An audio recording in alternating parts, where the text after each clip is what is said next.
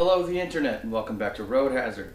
On today's episode, we're doing a full front end teardown on this car with a full disc brake conversion kit from Summit Racing and upper and lower control arms from BMR Racing.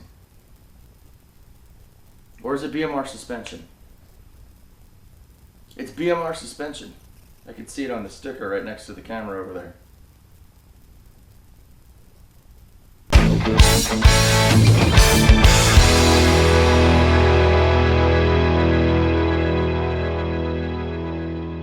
As you can see by this gigantic pile of stuff I've got behind me, we've got upper and lower control arms, ball joints, snubbers, brake lines, proportioning valve, wheel bearings, wheel cylinder, master cylinder, calipers, spindles, everything. And it's a whole complete 100% buy it and you're done kit. The only reason that we've decided to go that step further with these BMR control arms is,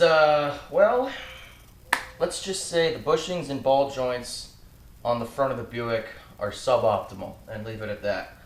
And pressing and pushing ball joints and control arm bushings takes a long time, takes a press, or a very long time with a bunch of hammers. It was worth it to me to spend the extra money to get the beefier tubular stuff than it was to go through that ordeal, and that's saying a lot. But that's what we did. So that's what we've got here before us today. So what I'm going to start by doing is kind of opening everything and taking an inventory and making sure we've actually got everything we need.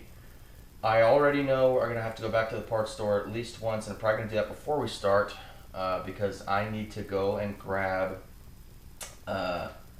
some more brake fluid. I only brought one bottle, and I just remembered I'm going to have to push fluid through a new master cylinder, new lines, new calipers. So we're going to need some more brake fluid.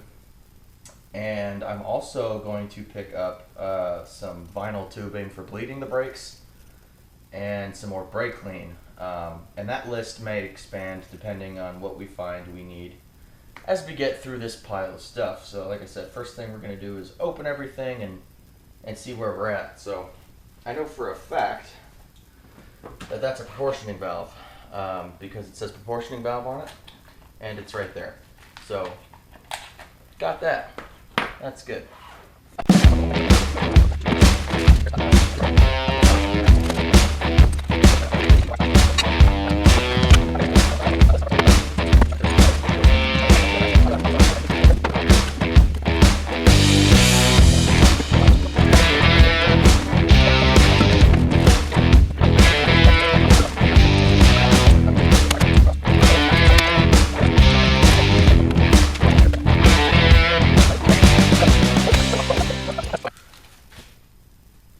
Right here is $1,600 worth of stuff, and I paid for that. I don't have any sponsors. I don't have any mysterious benefactor giving me his credit card. I saved up my money and I spent a lot of it. But the end result will be strong, lightweight, tubular upper and lower control arms. We'll save about 20 pounds or so off the nose of the car here. And disc brakes. We're not converting the car to power brakes, as you might imagine. You don't see a booster, right? That's because power brakes are for sissies. It probably wouldn't be a bad idea to look at like the sway bar bushings and all that stuff, since we're going to have the whole front end of the car blowed apart anyway. Are we going to do that? No. But you know, we thought about it, which is credit enough.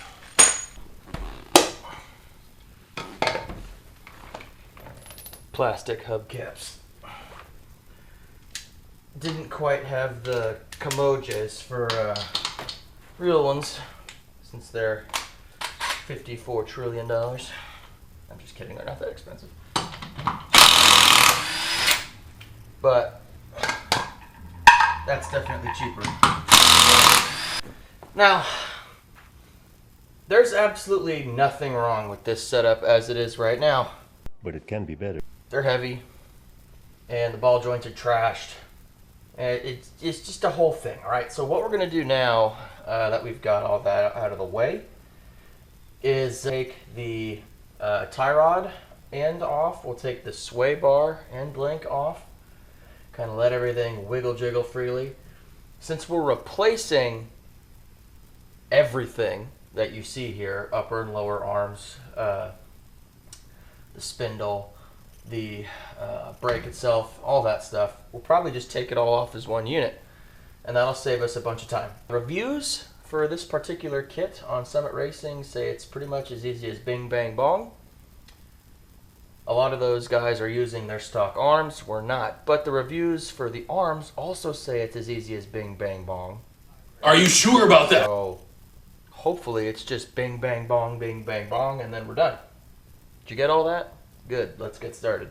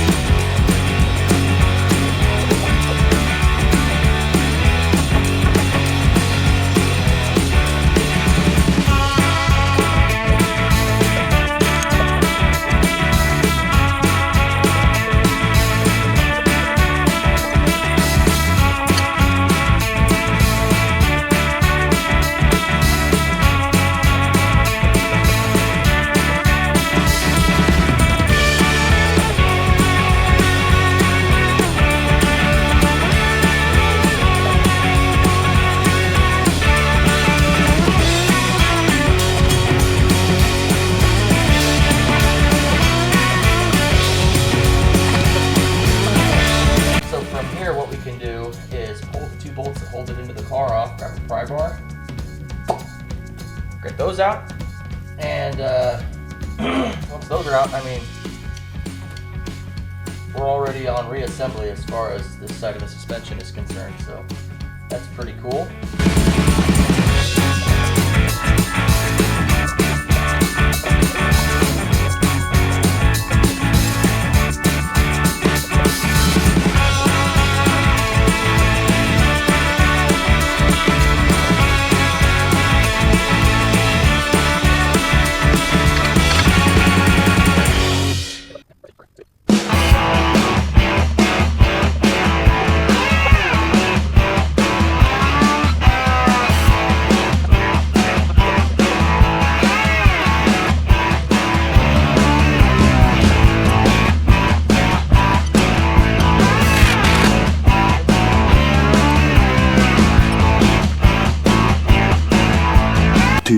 Hours later. I wish I could sit here and tell you that was easy. That would be a lie. I fought that in there like you would not believe.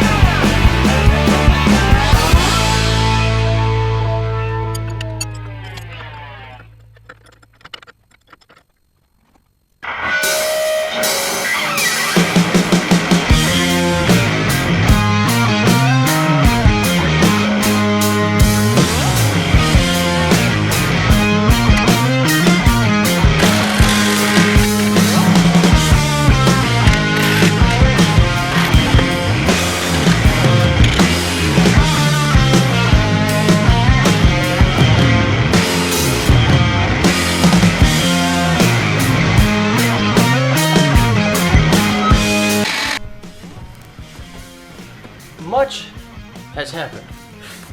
As you can see, this side is all together. The brake light's in, tire light's in, everything except the shock absorber and the sway bar link on this side is done. It took me from 10:30 this morning, mosquitoes, until right now. I just finished. It's 6:53. Every single part of this kit fought me. Oh my god. The bolt-in nature of this deal is not quite so bolt-in. Or at least it would be if the instructions were any good.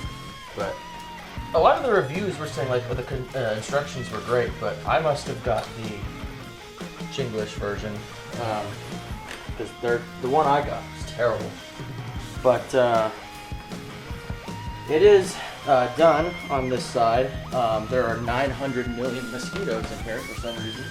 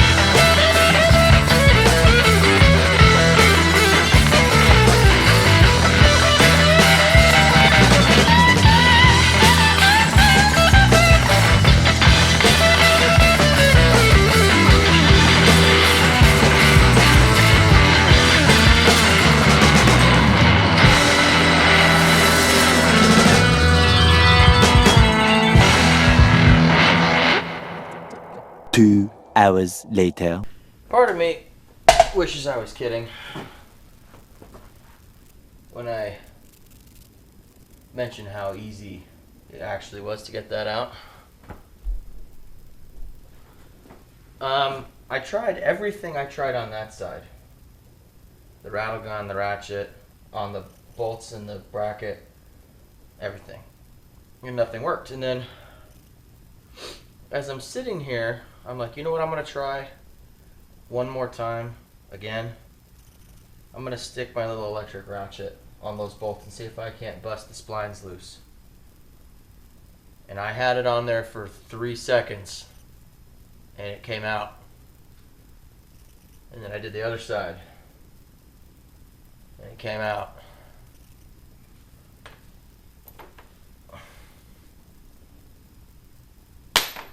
I just finished kind of slapping this all together. I haven't shot any grease at any of the fittings. I haven't done any of the brake parts except for the caliper and the line on that side. But I did, like I said, bolt everything in on this side. I did the wheel bearings. I just finished packing those. I have the rear wheel bearing in the hub. I'm about to put in the seal. And once that's in, we'll get it installed here.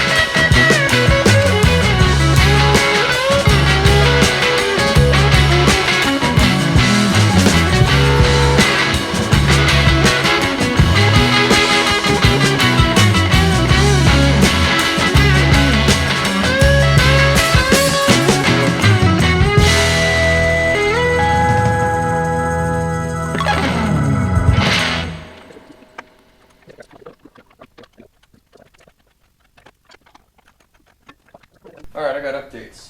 I just got back from a run to get sway bar links and a 90-degree grease sitting. I got a phone call from the alignment shop. And the guy said that all of their technicians forgot their testicles at home this morning, and none of them would touch the automobile, even though on their little website thing, that normally if a shop is unwilling to work on old cars, their little like, what year is your vehicle meter will stop at like 1980. Theirs went all the way back to 1962. So I figured, cool, they'll be men and they'll work on it, but turns out they won't. So thanks, unnamed alignment shop, pet boys. Anyway, so we're going to thrash the rest of this stuff together real quick and then scramble to see if we can find another shop that's willing to look at it today There's like 5 or 6 tire shops that I think are open in my town. So we'll see which of those are A, willing to do an alignment at all, like they have the facilities for it, and B, willing to do it on this car. So I think we're going to start with the stuff I just bought. We'll grease all the Zerks. We will throw the sway bar end links in, get those crossed off our list here, and then we'll probably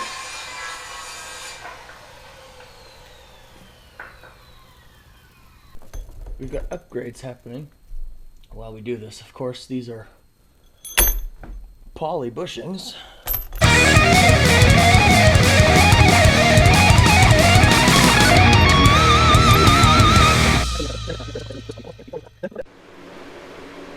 I ran out of grease on the very last fitting. I mean, I was on the upper ball joint, the last one, and the tube ran dry, so I'm gonna have to go get more grease.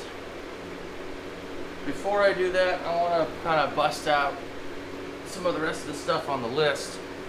The new master cylinder is installed. I thought the bleed kit came with the little thread-in fittings that you can stick the vinyl tube in and bend over to bench bleed these, but it did not. I haven't bench bled it yet. What I'm going to do is go back to the parts store because I need grease anyway for that one ball joint. Buy a tube of grease, buy a couple of really short brake hard lines, and we'll make a tool. I think we've got the master cylinder bench bled now. I don't see any more bubbles. I'm having to like precariously balance my phone and watch video back to see if there's bubbles because I am here by myself. But I think we got it. So now I'm going to hook up the actual brake lines, take those off, and we will start by bleeding the actual brakes. How about that? We used the Suck-O-Matic 9000 on our brake system. Just one of those cheapo vacuum doohickeys you get from the Hobo Freight. Anyhow, pedal feels real good. We have minimal air coming out of our bleeders on the fronts and the rears. Went ahead and did all 4. So now I'm going to throw the cover on the master. We're going to fire it up. And we're going to, see if the brakes will stop the vehicle. Let's cross our fingers and hop in.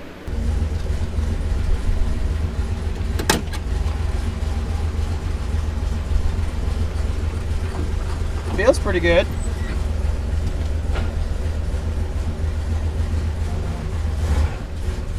Oh yeah. We got good brakes. All right. Look at that. After 2 days, I gotta tell you, that's a real relief. All right. The car's not in the garage anymore. You know what that means? It means I went around the block. I didn't even die. It tracks straight-ish. It definitely still needs an alignment. But I fiddle-farted with it a little bit. I think it'll be okay. I'm still going to take it to an alignment shop, but it's not like a do it right now kind of thing. I have been so ungodly forgetful in this video, like forgetting to film things and not changing the battery after it dies and forgetting that the camera's off. I didn't record nearly as much of this as I wanted to, so not going to be quite the video I was shooting for, but the end result is the same, and that is, of course, tubular upper and lower control arms and a disc brake kit on the good old Buick Special. And I'm not gonna lie, it looks pretty good in there. I did drive it around the block some, and I gotta tell you, this thing stops on a dime and gives you 9 cents change. It's pretty damn good. So even after all that heartache, I'm happy with it.